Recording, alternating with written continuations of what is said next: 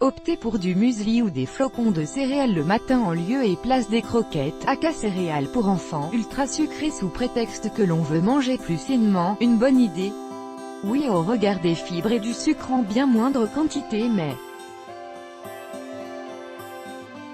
ces céréales sont également gavées de pesticides. C'est ce qui ressort d'une enquête récente Astérisque. Alors que faut-il manger le matin?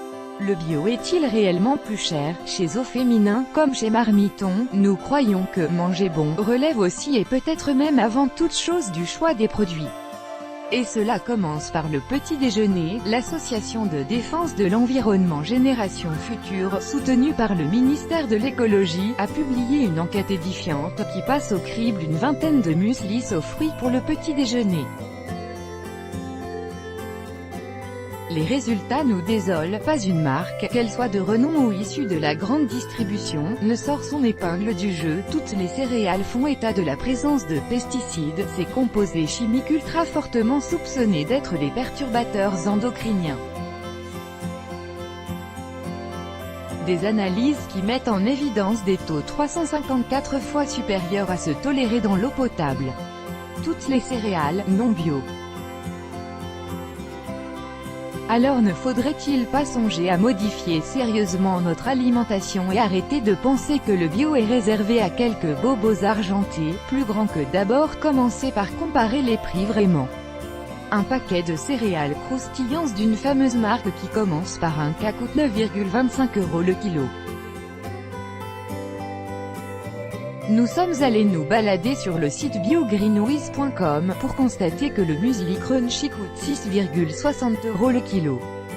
De même, les flocons en vrac dans de nombreuses enseignes bio reviennent bien moins cher que leur équivalent dans des paquets dûment marquetés de nos rayons traditionnels. Il suffit de comparer les prix. De plus, les enseignes de la grande distribution proposent aussi des produits bio dans leur propre gamme. En revanche, attention, certaines marques bio renommées, comme celle qui a une consonance scandinave par exemple, dans votre supermarché proposent des mueslis sains mais qui peuvent rester chers. Lire aussi les aliments qu'il faut absolument consommer bio, plus grand que préparer votre mélange vous-même en achetant un peu de flocons d'avoine, de flocons de maïs, de sarrasin, quelques raisins secs, des fruits secs, des noix, des manades, des noisettes. Conservez vos ingrédients bio évidemment séparément dans des bocaux à l'abri de la lumière, et composez votre bol à votre guise, vite fait le matin.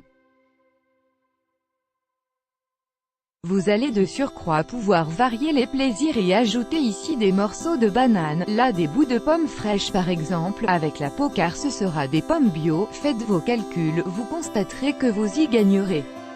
Bien sûr, vous perdrez peut-être 3 minutes chaque matin, mais si c'est pour y gagner en espérance de vie en préservant votre santé, ça vaut la peine non, plus grand que diversifier vos petits déjeuners en mangeant aussi des fruits fries, des œufs, du yaourt avec des amandes entières, des tartines, de l'avocat. Changez vos habitudes pour ne pas altérer votre budget. On entend souvent que le bio c'est trop cher et on balaie d'un revers de manche toute velléité de se faire du bien, ou plutôt du mieux.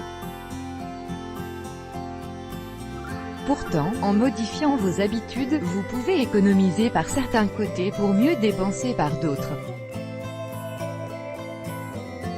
Ainsi, diminuez vos dépenses en fromage, en viande et en plats industriels, en surgelés transformés, en sucreries, en soda, en alcool, et apprenez à sourcer vos fournisseurs alimentaires. Misez davantage sur les légumineuses, les oléagineux, les légumes et fruits frais. Cuisinez vos plats vous-même et en plus grande quantité pour congeler l'excédent, et apprenez à varier les plaisirs en découvrant de nouveaux aliments comme le fonio, céréales d'origine africaine, le millet, le sarrasin. Buvez de l'eau du robinet. Préparez des soupes rassasiantes, peu coûteuses et saines. Mangez des œufs bio et des sardines en boîte à la place du steak, et réduisez vos apports en protéines animales à 1 fois par jour max. Arrêtez les biscuits, les bonbons, les snacks apéritifs. De plus, vous avez de grandes chances de voir votre ligne en bénéficier aussi.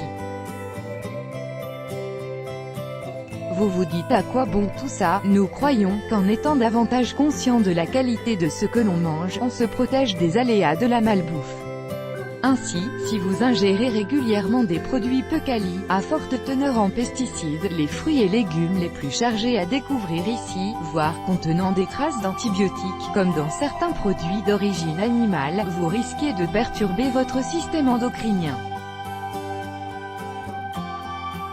Les perturbateurs endocriniens, c'est quoi? Cela se traduit comme suit selon Lancelot. De manière générale, il s'agit de substances chimiques d'origine naturelle ou artificielle qui peuvent interférer avec le fonctionnement des glandes endocrines, organes responsables de la sécrétion des hormones. En gros, cela se traduit par des allergies et des risques de cancer accrus, des déformations génitales chez les nouveau-nés, la baisse de qualité du sperme entre autres effets franchement terrifiants.